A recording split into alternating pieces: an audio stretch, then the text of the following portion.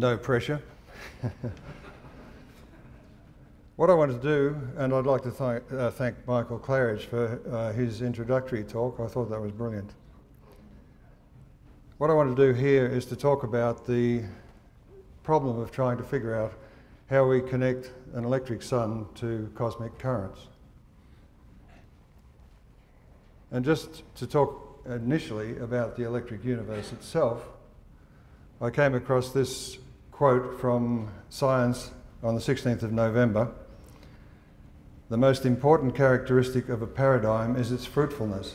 And I think Michael has pointed out the fruitfulness of the electric universe paradigm.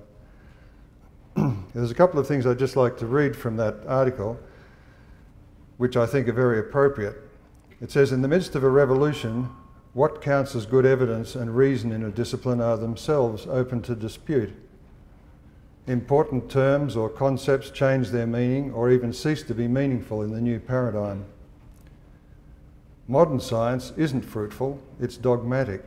It generates no new insights and it produces no new outcomes, no new ways of generating evidence. Science, in Kuhn's image, must be productive or its paradigm must change. And that is the thing that's been driving me ever since I began this journey. So the question is, what makes the sun shine?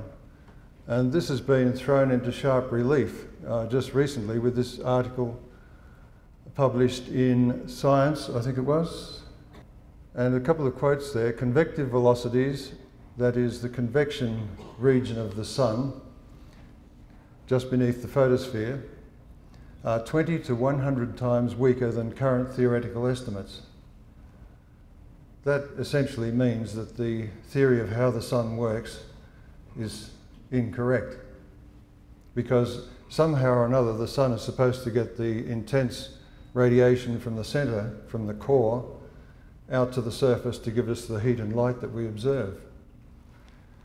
And what we've found now is that one of the key links in that transfer of energy is missing. Of course, this prompts the question, what actually does transport the heat flux of the solar luminosity outwards? But a better question is, does sunshine come from within the sun? And the electric universe has said from the beginning that it doesn't.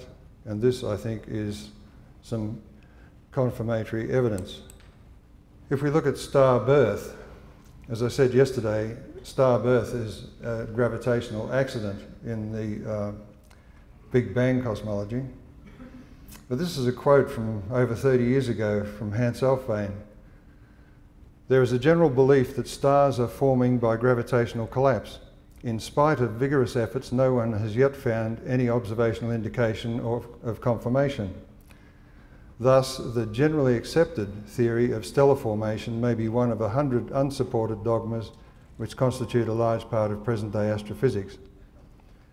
Now, the reason for introducing this is that if we're going to look at how a star connects to the galaxy, one of the bits of evidence we can look at is star birth, what actually goes on. And this is what the infrared telescopes have been telling us, that stars are formed along cosmic current filaments. Of course, the reports don't talk about electric current, they just talk about the filaments. This is a network of 27 star-forming filaments derived from the Herschel Observatory. They're numbered there because in the original report they were very interested in the fact that the filaments are huge, stretching for tens of light years, and regardless of their length or density, the filament, the width is always the same. And what is that reminiscent of? A lightning bolt. A lightning bolt stretches from the clouds to the ground and its width remains roughly the same over that entire distance. So what we're looking at in effect is a form of cloud-to-cloud lightning. What's more, the stars within these filaments flicker. Now, the gravitational model doesn't allow for that because for it to flicker requires material to be added to the star repeatedly and very quickly. So astronomers were surprised to see the brightness of young objects varying by more than 20% over just these few weeks, since the accretion process should take years or even centuries. But of course, we all know how electric lights can flicker. Lightning itself can flicker. The quote, of course, is, "Yet again, Herschel observations surprise us." This is a very recent image which shows a bipolar nebula. It's described as a newborn star, which is rather odd because most of the bipolar, or in fact all of the bipolar nebulae that I've seen so far, have referred to them as dying stars, ejecting material. But here we have one that's supposed to be being born, so there seems to be some confusion here.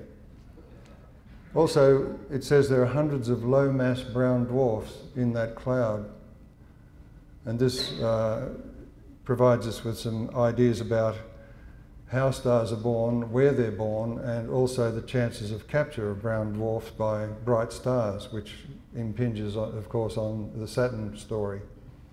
The red dust at the centre is thought to produce the hourglass shape. This is the mantra that's used in all of these bipolar nebulas, that it has to have a disk of matter right at the centre of that hourglass, which somehow causes the material ejected from the star to take these particular shapes, the hourglass shape. This is another visible stellar circuit. This, of course, is supposed to be a dying star. It's an hourglass shape, and it has an odd-looking focus there. It's 8,000 light years distant. Remember that example I gave yesterday, where if the Earth's orbit was 2 inches across and the Sun was a speck of dust, that you could measure the distances of stars by miles, so that'll be 8,000 miles away. There's a speck of dust which has this particular interesting shape. Here it says the hourglass shape is produced by the expansion of a fast stellar wind within a slowly expanding cloud which is denser near its equator than at its poles. Now, these are all very special conditions. How and why are these conditions established? There is no real explanation of these objects, and the formation of the shape of the inner eye is not yet fully understood. It's interesting they call it an eye, because that was a very powerful reference in mythology to some of the things that were witnessed in the electrical events in prehistory. This is another visible stellar circuit. This one is 2,100 miles away as a speck of dust, if you would like to look at it in that way, to give you some perspective. This particular nebula represents the spectacular last gasp of a binary star system at the nebula centre. You notice they're dying stars. In the electric universe, the age or the life and death of a star is not measured at all in this way. Astronomers theorise that the gravity of one star pulls some of the gas from the surface of the other and flings it into a thin, dense disk extending into space. This magic that gravity is asked to perform can in no way explain all of the detailed parts of this nebula. You'll notice that they're coaxial too. There's an outer cone and then there's an inner one. And then there's these strange bright objects here, here and here. None of these are explained by this particular model. And yet we have a quote like this: "Such a disk can successfully account for the jet exhaust-like appearance of M29. I don't think so. Here's another visible stellar circuit, and this one is really stunning. In fact, Peter Tuthill from Sydney University said, "The thing that really takes your breath away is the astonishing degree of symmetry within the intricate linear form." Now, I'm not sure whether you can see it all that well with the light on the screen, but you can see these descriptions here. The rungs here, there's rungs, and there's thin filaments radiating from this central point. What I've done here is put my little addition. I'm calling these Birkeland current filaments, and I'm calling these rungs here across those filaments double layers, because double layers are regions in plasma where particles are accelerated and you tend to get a glow as a result. And you can have multiple double layers when the plasma is changing in density as you move towards the star.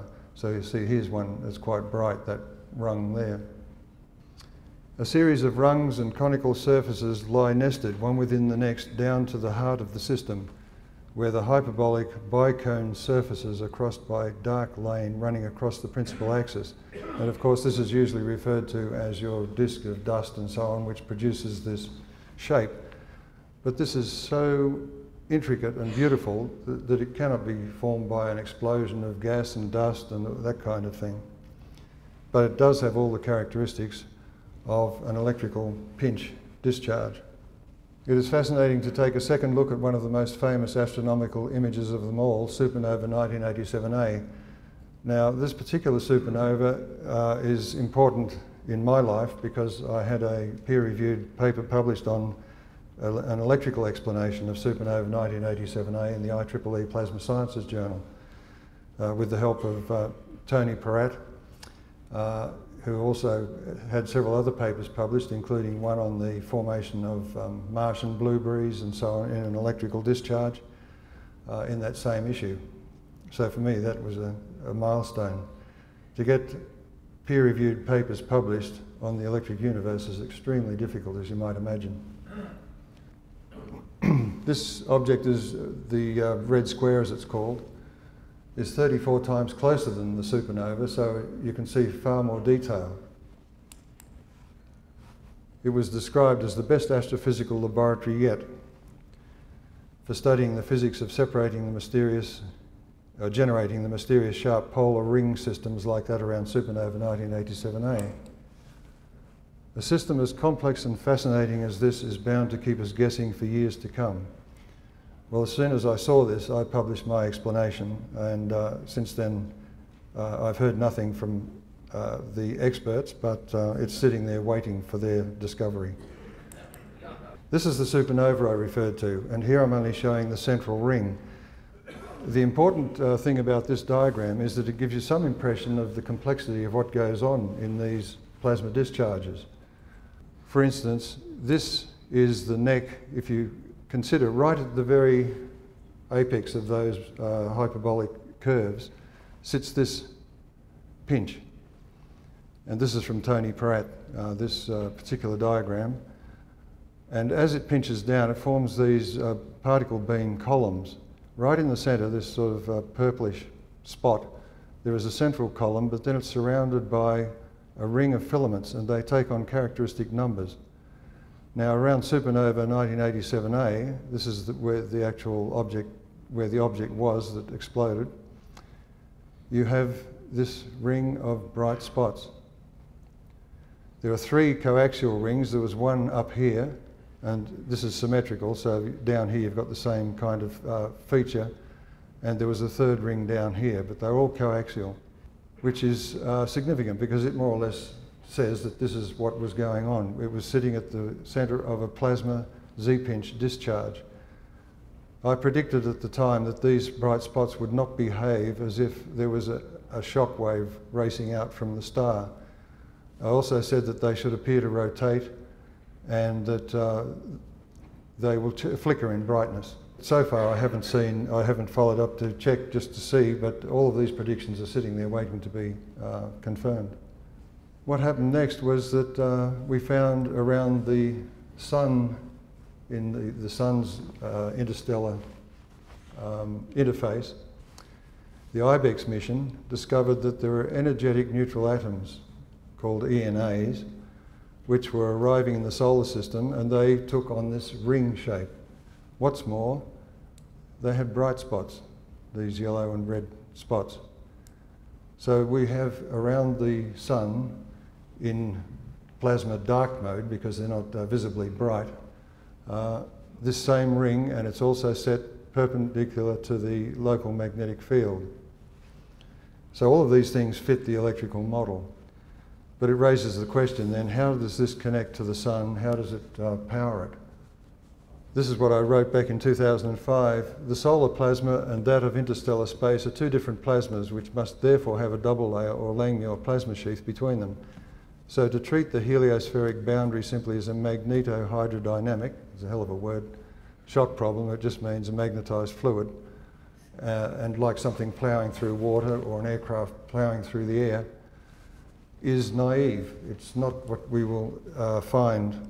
And of course, since that date, the evidence has been piling up in favour of the fact that it is not a hydrodynamic shock. In fact, it was said that there is no shock just recently. Also, this is just describing, in terms of my diagram that I used back then, what's going on.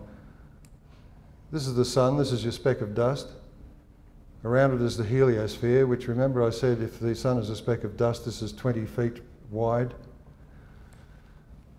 The solar wind comes out and it continues on. It continues on out to these Birkeland current filaments. This is looking at a cross-section through that cylinder, that supernova cylinder, if you like. So here's one of these particle beams coming down here. It meets the solar wind.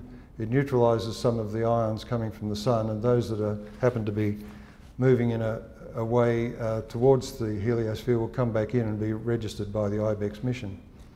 So this is what the IBEX mission found, is these things here.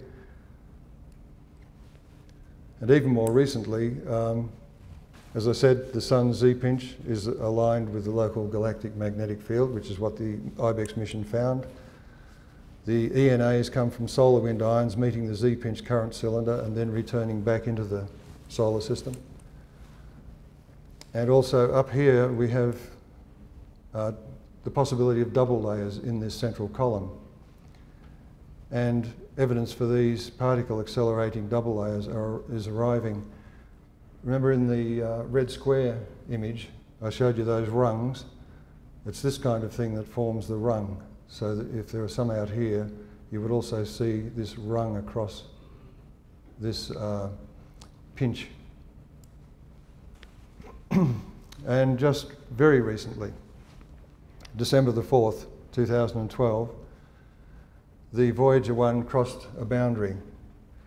Now the expectation was that when Voyager 1 crossed this boundary, these magnetic field lines would, or the particles and so on, would be blown aside by this headwind, if you like, and travel around the heliosphere like that. Instead of that, what they found is that the particles suddenly, they keep going. The magnetic field keeps going out this way, which is what I said on that other diagram. They continue on. What's more, the particles seem to be accelerated here. There's no slow solar wind particles beyond this spot, and that is also expected on that electrical model. The quote here is, of course, the new region isn't what we expected, but we've come to expect the unexpected from Voyager. Here is an active stellar circuit, and Michael Claridge also showed you this object. This is the Crab Nebula, this object, which shows you the complex activity around this star. It's supposed to be a neutron star with a period of 33 milliseconds, which means it's spinning extremely fast. But you'll notice some of the things that are going on here, which I'll show you in more detail in a moment. These are called wisps and these are hotspots. And this is the central object, but this thing here is of interest because just recently it's been found to be the source of intense gamma rays. They were only discovered by accident because they only occur for a day or so and you had to be looking at the object just at the right time to pick it up. Now before I show you the close-up, I'm going to talk about the plasma focus. The plasma focus is a very simple device, but it also is capable of producing the most concentrated form of electromagnetic energy and also the most concentrated source of neutrons and high energy particles in a beam, you'll notice, in a jet. All you've got is two different conductors, an outer electrode and an inner electrode. And if you discharge this capacitor bank, which stores electrical energy, across this switch between these two electrodes, what happens is that a discharge moves down the barrel, comes out here, balloons around, comes back in here, and forms a particular kind of plasma instability, which is called a plasmoid. And that is the most concentrated form of electromagnetic energy. The plasmoid then breaks down and fires a beam of particles out this way and back that way. Then this direction is not shown because the plasma gun, this is always closed off. But in space you'll get two jets in different directions. This one's negatively charged, this one's positively charged. So you get this beam of X-rays and particles, and of course if the energy is sufficient you will get gamma rays.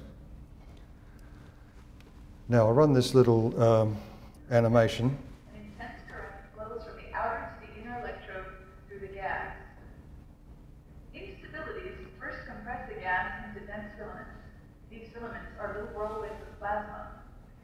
The sheaf of filaments converges together into a dense pinch or focus, combining all the filaments into one. This filament kinks and twists itself into a tiny dense ball only a few thousandths of an inch across, called a plasmoid. Instability in a plasmoid creates powerful beams in opposite directions. Positively charged nuclei flow in one direction, and electrons flow in the other.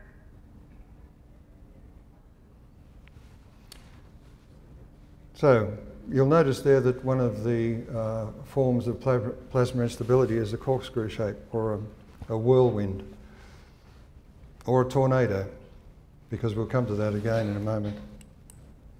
So we come back to the heart of the Crab Nebula. From this object in this anvil feature, powerful gamma rays were coming. Now this is some distance from this pulsar, which is here, but this, in the electric universe terms, is part of the circuit to the star along this axis. You'll notice it has a shape which might appeal to the plasma mythologists amongst us. It has kind of upraised arms and then this strange shape. Now, amongst the petroglyphs, you'll find that, I'll just get the rest of this up here. Where are we? The shape of the anvil feature is typical of a plasma instability or plasma focus effect, but it can take on shapes like a duck's head. Now, there are many petroglyphs around the world which have this strange headed creature with the arms upraised. It's a plasma instability. And the other thing is that that is where that plasmoid exists, right there. So the burst of gamma rays is completely explained in terms of a plasma gun effect focused on this pulsar. When I call it a pulsar, it's actually a normal body. There's no such thing as a neutron star. But this circuit is driving this star to such an extent that the entire surroundings is lit up and is in motion, rapid motion. As I say, it's reminiscent of the prehistoric petroglyph figures with a duck's head atop upraised arms. Now this is another visible stellar circuit, and you'll see here the hyperbolic cones. The star is in here, and here's its counterpart, the other half of the bipolar shape. This one is, if you like, 450 miles away from the Sun in terms of that model I talked about last night. Now all of these circuits have to somehow tie up with the Sun circuit. And this is the Sun circuit. This was actually drawn many years ago by Hans Alfvén, only he considered the Sun at the centre here as the driver. We're suggesting that no, the Sun is actually being driven by this circuit here. So the puzzle now is to figure out what is the connection between this powerful circuit and the Sun, which is sitting in this tiny little heliosphere in the centre of it all. And we have to couple it to this circuit. Now, I've taken on this project in collaboration with Don Scott, who many of you have probably read his book, The Electric Sky. I think this is one of the most interesting and puzzling things that I've had to work on for many years. And we hope to be able to present at the next conference our version of what this circuit looks like. Because if we can do this, we can look at the questions of what causes the solar cycle, the 11-year solar cycle. We can look at the possibility of using radio telescopes and that, which can trace these circuits to deduce and forecast what may happen over the longer term. All of these things, I think, would be of benefit and only available from the electric universe model. It's interesting, in all of the work I've done, one of the most fruitful things to do is to go back in time and look at the pioneers, and also look at the arguments that went on when certain things were accepted, like Einstein's theories. And if you read the articles before Einstein was accepted, there were some brilliant papers describing the flaws in Einstein's work. But there comes a point, a tipping point I suppose, when Einstein was accepted and all of these arguments are lost. Students never see them, and I think this is a great failing of education. This chap here, amazingly, Sir William Huggins, said in 1885, "The grandest displays of terrestrial electrical disturbances must be altogether insignificant in comparison with the electrical changes which must accompany the ceaseless and fearful activity of the photosphere. Surely it is not too much to say that our terrestrial experience of lightning and of aurorae fails to supply us with any adequate basis for a true conception of the electric force in action on the sun."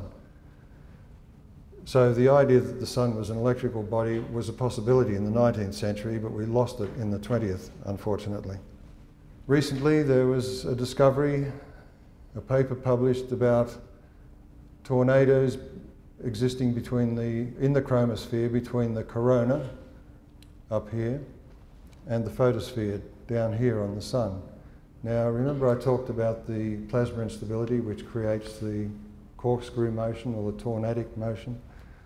This is an example of an electrical connection between the sun at the photosphere and the corona. In other words, this is one of the circuit elements. It's estimated there are more than 10,000 of them continuously present in the quiet sun. Surface and coronal vortices are connected. Now, they talk about coronal vortices here, so I'll come on to the subject of sunspots. And what are these granulations on the sun? Once again, if we go back in time and look at Christian Birkeland at the turn of the century, of the end of the 19th century, he said it might be imagined that the interior of the sun formed the positive pole for enormous electric currents. This fellow never ceases to amaze me when I read his works.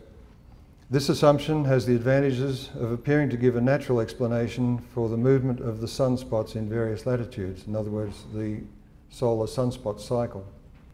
In this case, the origin of the sunspot must be that the presumptive, more or less insulating photospheric envelope was sometimes pierced by disruptive discharges, thus forming great electric arcs. Now, it was discovered in the space age, of course, that the sun is surrounded by a plasma ring, a plasma donut. That's seen from the pole looking down on it, and this is looking at the equatorial region. So the plasma donut is an energy storage ring which can, when it becomes unstable, discharge to the sun, and that, I suggest, is the origin of sunspots. And this is looking down into a sunspot. Does this penumbra, this is the outer region of the sunspot, look like turbulent boiling hot jets or hot gas? And of course this comes back to that paper I showed you right at the beginning, which says there is no or virtually no detectable convection occurring on the sun. Why is the sunspot dark if the sun is hotter beneath? The simplest answer is that the sun is thousands of degrees cooler below. Penumbral filaments are glowing plasma tornadoes. So this is the counterpart of the tornado in the chromosphere. This is going deeper into the sun. And this is a bit like on Earth, where you see at the top are the diffuse elves, which can be 80 kilometres or more wide. Then you come down to the jets and the blue jets and so on, and sprites, which are much thinner. And then you come down to lightning, which is thinner still. This is the same kind of effect. They have bright edges, dark cores, and a rotary motion. Inset there is a fuel fire with a helicopter engine above to create the vortex. And you can see how it has bright edges and a dark core. And up here you can see these filaments on the sun, bright edges and a dark core. And bright lightning flecks their tightly packed granular tops and the descending bases. It's like a descending tornado, the funnel of a tornado. In the actual sunspot itself, in the darkest part, we see the tops of even thinner filaments, and the tops of those are actually hotter than the surface of the sun. This is a diagram. I won't go into it here. It can be read both in Don Scott's book and on my website and his website.